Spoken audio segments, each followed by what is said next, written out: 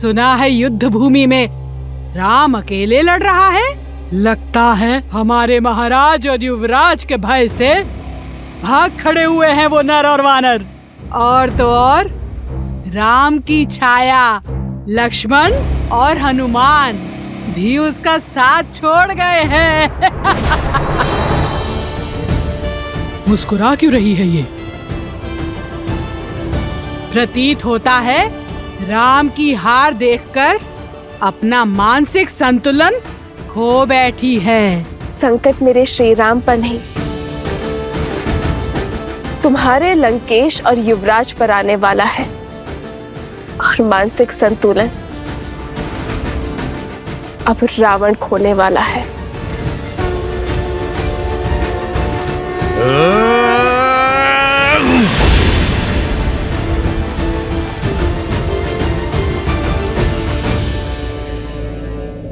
लक्ष्मण भैया की आज्ञा की अवहेलना होगी, अन्यथा।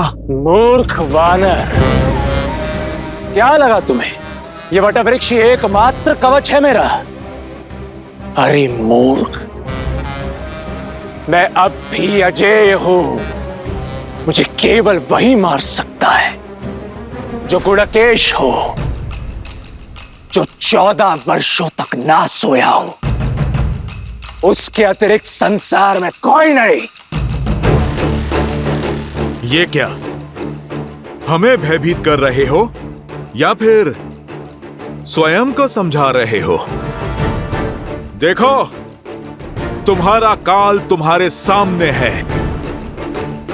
प्रभु श्री राम का अनुज लक्ष्मण।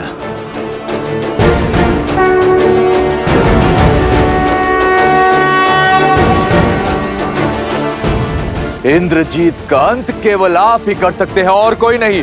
उठिए, उठिए लक्ष्मण जी।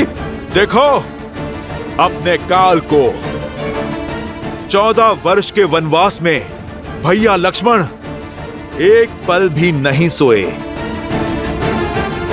भैया की ये तपस्या आज तुम्हारे वरदान पर भारी पड़ेगी। अब ये गुडाकेश ही तुम्हें सदा सदा के लिए सुलाएगा। उठो गुडाकेश, उठो। सौगंध तुम्हें माता सीता के अपमान की, सौगंध तुम्हें प्रभु श्री राम के नाम की।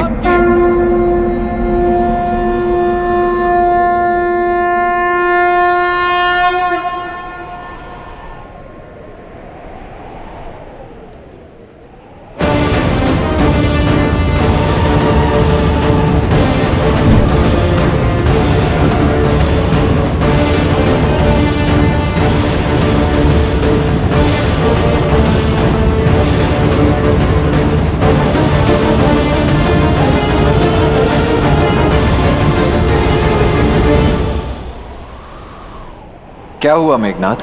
अपने काल को देखकर भयभीत हो उठे। परंतु श्री राम का यह अनुज आज भी अपनी मर्यादा नहीं लांघेगा। एक निहत्थे पर प्रहार नहीं करूंगा मैं। उठाओ अपना धनुष और चढ़ाओ बाण।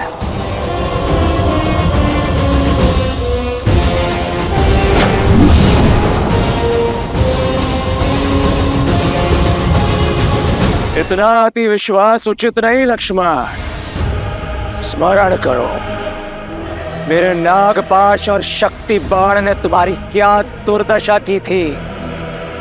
आज भी मेरे यमस्त्र ने तुम्हारे प्राण तुमसे छीन ही लिए थे, किंतु अब मैं तुम पर वह अस्त्र चलाऊंगा जो तुम पर मृत्यु बनकर बरसेगा और सदा सदा के लिए तुम्हारा अंत कर देगा।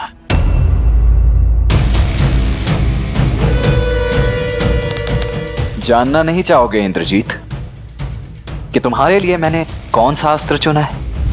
मृत्यु अस्त्र।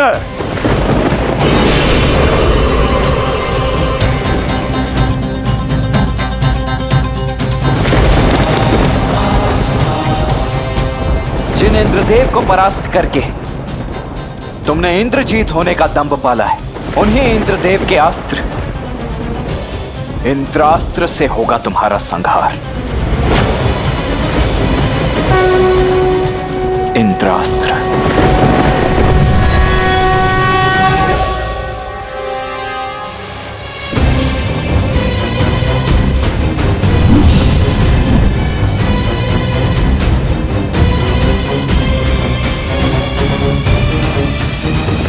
तुच्छ है तुम्हारा इंद्रास्त्र मेरे मृत्यु अस्त्र के समक्ष। व्यक्ति बाण से नहीं, अपने पापों के परिणाम से अंत को प्राप्त होता है, परंतु तुम कहां समझोगे।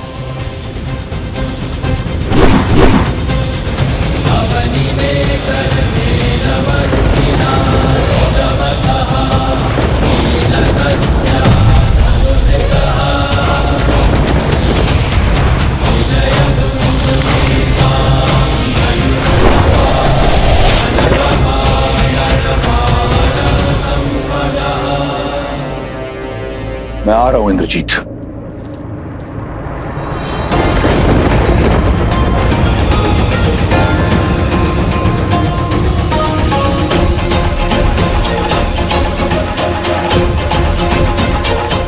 जब माया का दुरुपयोग किया जाए तो वो भी साथ छोड़ देती है।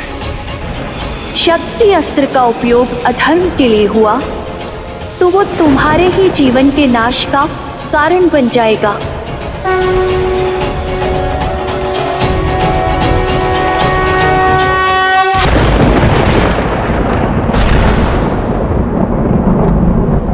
इंद्रजीत, इंद्रजीत!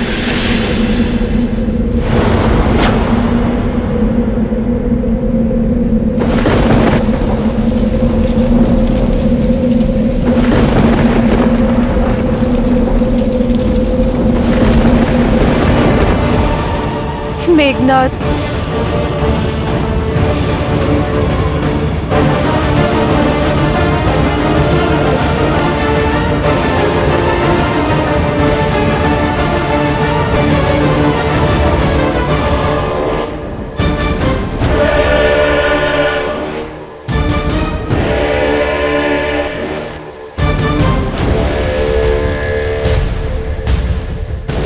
इंद्रजीत!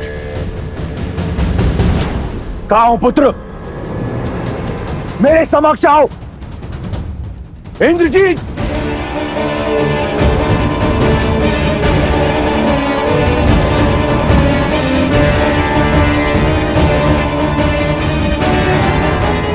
इंद्रजीत! मेघनाथ! मुझे पूर्ण विश्वास है कि तुमने इस संघार का प्रतिशोध लिया होगा। उन वानरों का शीश राम के चरणों में अर्पित किया होगा। अब मेरे समक्ष आओ। तुम्हें मेरे लिए राम को मारना है। अपने पिता की आज्ञा मानो मेघनाथ। मेरे समक्ष आओ। इस दुष्ट की दुष्टता के लिए तो मृत्यु दंड भी कम है। माता सीता के माया स्वरूप अपमान के लिए इसके शरीर को तो चील कौओं को खिला देना चाहिए और अंग भंग करके पूरे वन में फैला देना चाहिए। अपमान से बड़ा इस संसार में और कोई दंड नहीं है। इंद्र से जीतने वाला योद्धा इंद्रास्त्र से हार गया। देवराज को बांधने वाला आज उन्हीं के अस्त्र से संसार सागर से मुक्त हो गया।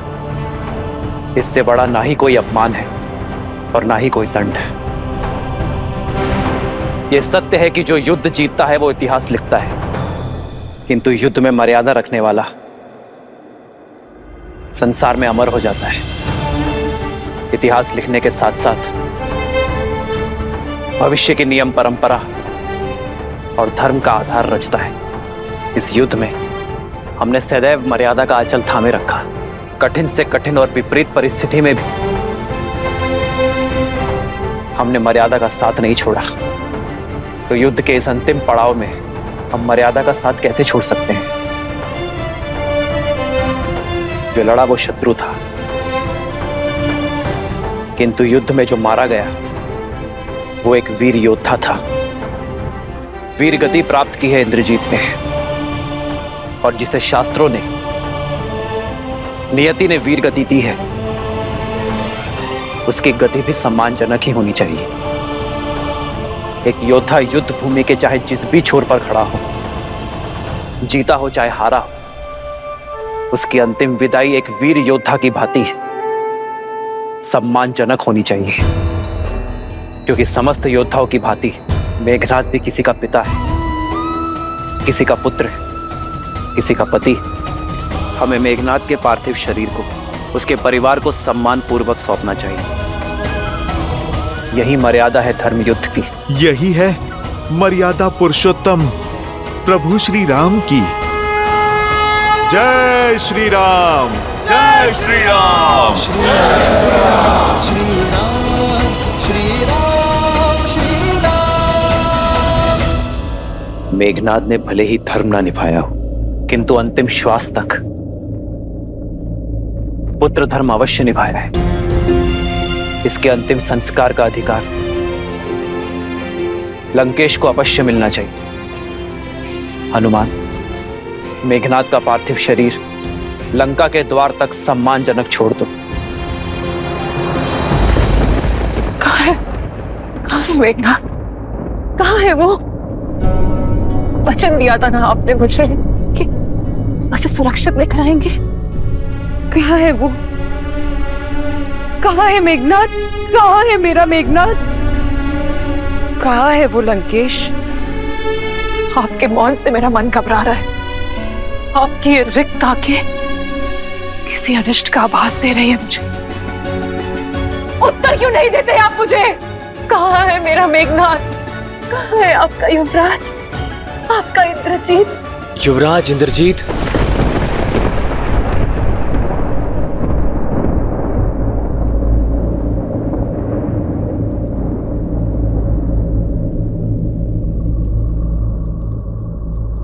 तुम्हें पता है मेरा पुत्र कहाँ है?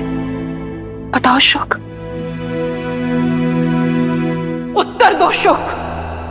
महारानी, वो इंद्रजीत। शुक, महाराज,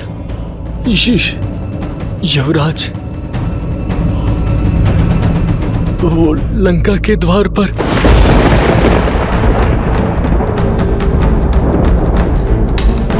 लंका के द्वार पर?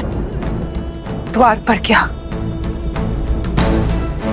भीतर क्यों नहीं आया वो? शुक, मुझे उत्तर दो। मेरा पुत्र ठीक तो है ना? क्षमा प्रार्थी हूं महारानी, परंतु युवराज वीर गति को प्राप्त हो।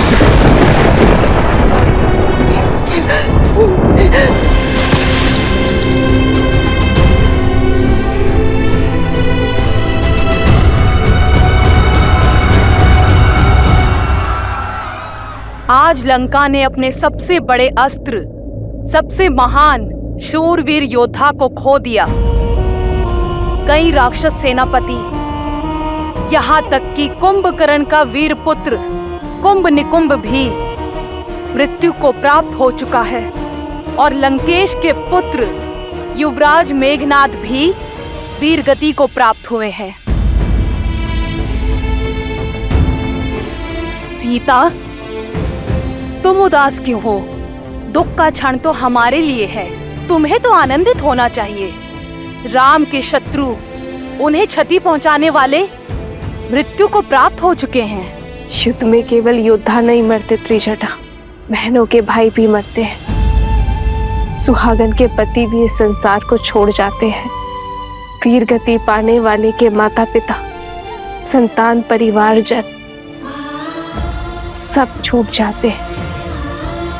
रानी मंदोदरी कितनी पीड़ा में होगी, कितनी चेष्टा की उन्होंने इस विनाश को रोकने की। असुर कुल को धर्म के मार्ग पर अग्रसर करने की उनका ये प्रयास आज विफल हो गया। उनका दुख मुझे भीतर तक कचोट रहा है त्रिजटा। आशा है कि रावण अब समझ जाए कि ये महापीड़ा महाविनाश की चेतावनी है। मेरे श्री राम की ये अंतिम ललकार है लंकेश को। आशा है उसे सद्बुद्धि आ जाए और अब वो ये युद्ध यहीं रोक दे, क्योंकि अब लंकेश का सामना मेरे श्री राम से होगा। अधर्म के सर पैर कट गए, अब बस लंकेश के 10 सर कटने बाकी हैं। वो रावण है दशानन। इस ललकार को, इस चेतावनी को एक महायुद्ध का आधार बना देगा वो। कदाचित अभी तक एक आशा शेष थी, परंतु इंद्रजीत के अंत के पश्चात केवल महाविनाश होगा। लंकेश की दृष्टि में रावण अब भी ना माना, उसका अंत निश्चित है।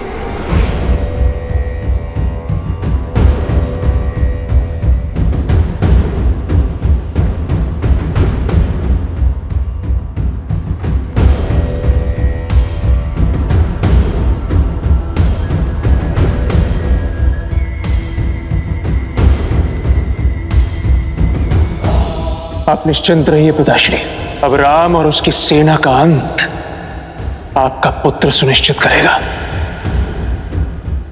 मेघनाथ, लंका का युवराज बाहर है,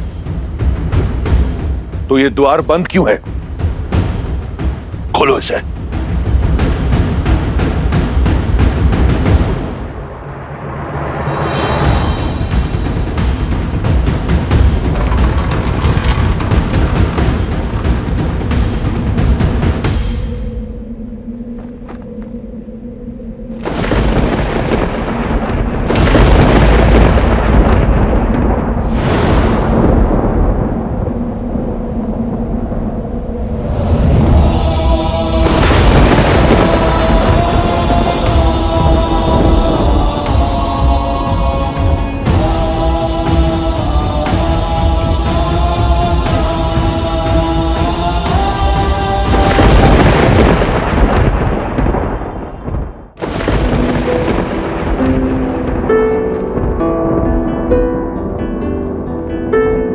मेघनाथ, पिताश्री,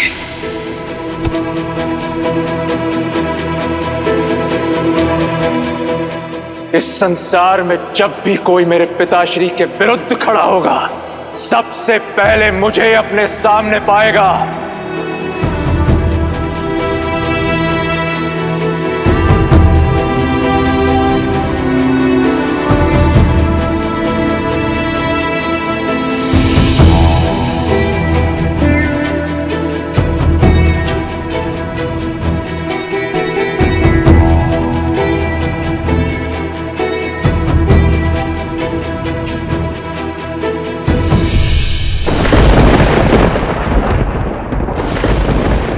तब से अर्जित मेघों के नाथ सा मेरा मेघनाथ, ये तुम्हारा स्थान नहीं है।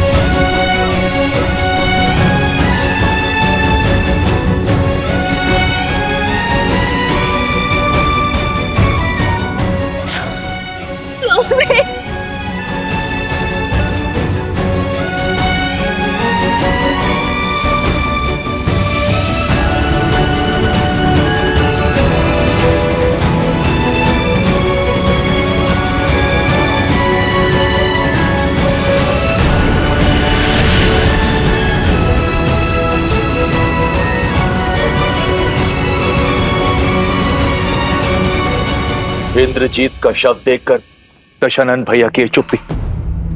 महाप्रलय के पहले का मौन, अपमान और पीड़ा का ये घूंट दशानन भैया को हर सीमा लांघने पर विवश कर देगा और उनके प्रहार को और भी प्रचंड बना देगा। मैं रावण के बल को जानता हूं विभीषण, और आने वाले विध्वंस का भी आभास है मुझे। मैं ये भी जानता हूं कि रावण के बल के साथ साथ देवी निकुंबला का साथ हमारे लिए कितना घातक होगा। किंतु धर्म युद्ध में यह संकट तो आना ही था। हम इस युद्ध और वनवास के अंतिम पड़ाव पर हैं। अन्याय के अंत के लिए, सीता की मुक्ति के लिए और धर्म की स्थापना के लिए हमें देवी के आशीर्वाद की आवश्यकता पड़ेगी। प्रभु, मैं समझ गया, क्योंकि माता निकुंबला देवी की पूजा को पूरा करने से हमने इंद्रजीत को रोका था। इसलिए हम स्वयं देवी शक्ति महागौरी की पूजा करेंगे। हाँ हनुमान, किंतु हमारे पास समय कम है और दायित्व विशाल। इसीलिए हमें महर्षि अगस्त्य का मार्गदर्शन लेना होगा। देवी का आशीष पाकर हमारी सेना ये युद्ध जीत पाएगी। उनका आशीष पाकर ही रावण का अंत कर पाएंगे हम।